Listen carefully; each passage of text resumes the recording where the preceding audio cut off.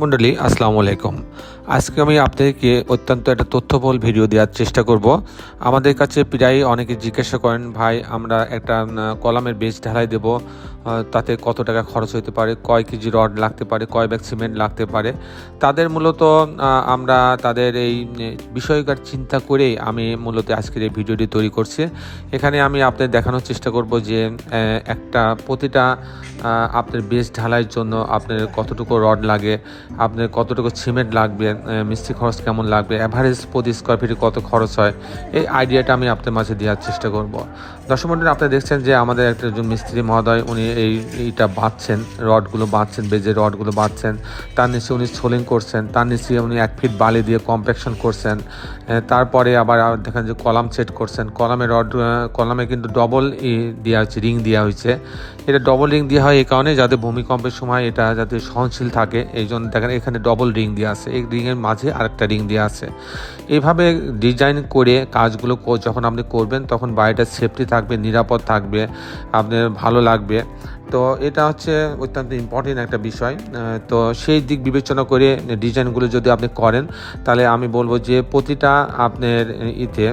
প্রতিটা যদি আপনি করেন, বেস ঢালাই দেন, এরকম একটা 5 তলা কিংবা 6 তলা বিল্ডিংয়ের জন্য যদি আলাদা আলাদা ফুটিং হয়, সেক্ষেত্রে আলাদা আলাদা ফুটিংয়ের জন্য প্রতিটা বেজের জন্য আপনার প্রায় 120 কেজি রড লাগবে। প্রতিটা বেজের জন্য 120 কেজি রড লাগবে এবং 12 ব্যাগ মতো সিমেন্ট লাগবে।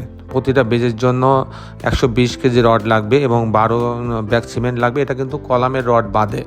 আর তাতে দেখা যায় যে প্রতিটা ফুটিংয়ের জন্য আপনার 11 থেকে 12 হাজার টাকা খরচ হবে। আর দর্শক মণ্ডলী, আপনি যদি করেন, আমি যদি মনে করি যে আপনি একটা জায়গা আছে, সেখানে আপনি একটা বাড়ি করতে যাচ্ছেন, সেখানে 15টা আপনার বেজ লাগবে। তো 15টা বেজের ক্ষেত্রে আপনার কত টাকা খরচ হবে সেটাও আমি আপনাকে বলতে পারবো। সেক্ষেত্রে 15টা যদি বেজ হয়, তাহলে প্রতিটা বেজে আমি যেটা বললাম যে 120 কেজি রড লাগবে, তাহলে 120 কেজিকে আমি যদি 15 দিয়ে গুণ দিয়ে দিই, তাহলে 120 কেজি 15 দিয়ে গুণ দিলে পারে আমার আসবে 1800 কেজি।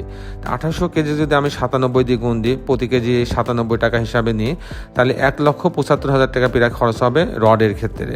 আর সিমেন্ট কত ব্যাগ লাগবে আমি সেটা বলবো যে যেহেতু আমি প্রতিটা ফুটিংয়ের জন্য 12 ব্যাগ আমার সিমেন্ট লাগছে, তাহলে 15টার জন্য আমার লাগবে 180 ব্যাগ সিমেন্ট লাগবে। তো 180 ব্যাগ সিমেন্টকে যদি মানে প্রায় 1 লক্ষ টাকা খরচ হবে এখানে।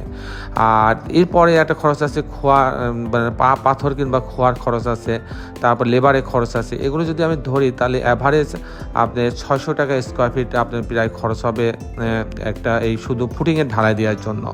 আর আপনি যদি আমার কাছে জানতে চান যে একটা একটা কলাম যদি আমি ফুটিং ঢালাই দেবো, তারপরে শর্ট কলাম ঢালাই দিয়ে যদি আমি গেট বিম পর্যন্ত তুলতে চাই, সেক্ষেত্রে আমার কয় টাকা খরচ হতে পারে, সেক্ষেত্রে আমি আপনাকে বলবো, সেক্ষেত্রে আপনার খরচ হবে মোটামুটি প্রতিটা ফুটিং কলাম গেট বিম পর্যন্ত করতে আপনার অ্যাভারেজ 40,000 টাকা খরচ হবে। দর্শক মণ্ডলী, আমি চেষ্টা করলাম আপনাদেরকে প্রতিটা কলামের জন্য কিন্তু ফুটিং প্লাস কলাম মানে গেট বিম পর্যন্ত 40,000 টাকা খরচ হবে। তো দর্শক মণ্ডলী, এই ছিল মোটামুটি আজকে আমার উপস্থাপনা। আর আপনারা যারা এই ভিডিওটি দেশে এবং দেশের বাইরে দেখলেন, সবাইকে আমি আমার প্রতিষ্ঠান গ্রিন আর্কিটেক্টের পক্ষ থেকে অনেক অনেক অভিনন্দন এবং শুভেচ্ছা জানাচ্ছি। দর্শক মণ্ডলী, আপনারা সবাই ভালো থাকবেন। শেষের বেলায় একটি কথা আমি সবসময় বলি যে আমরা যখন বাড়ি ডিজাইন করব, তো ডিজাইনটা যেন আমরা একজন যোগ্য ব্যক্তির কাছ থেকে ডিজাইনটা করব। আমি একটা কথা বলছি যে এখানে দেখেন যে কলামগুলো সেট করছে, এটা কিন্তু আমি পরে গিয়ে এখানে ভুল ধরে কাজটা বন্ধ করছি। তারা কিন্তু কলামগুলোকে এক সাইডে কিন্তু বসাইছে। এটা কিন্তু ফুটিংয়ের মাঝখানে কলামটাকে যে কোনোভাবে বসাইতে হবে, নাহলে কিন্তু সে লোড নিতে পারবে না। প্রয়োজনে কলামটাকে আরও লম্বা করে দিয়ে তাহলে পরে কিন্তু কলামটা মাঝে পড়তো। এই ভুলটা কিন্তু আমি ধরাই দেওয়ার পরে তারা কিন্তু পরবর্তী কলামগুলোকে কিন্তু সরায়ে আপনার কলামগুলোকে বেজের মাঝখানে বসাইছে। তো এরকম ভুল ছোটোখাটো থাকে। তো দর্শক মণ্ডলী, এগুলোকে যত ওভারকাম করবেন আপনার তত ভালো হবে। আপনারা সবাই ভালো থাকবেন।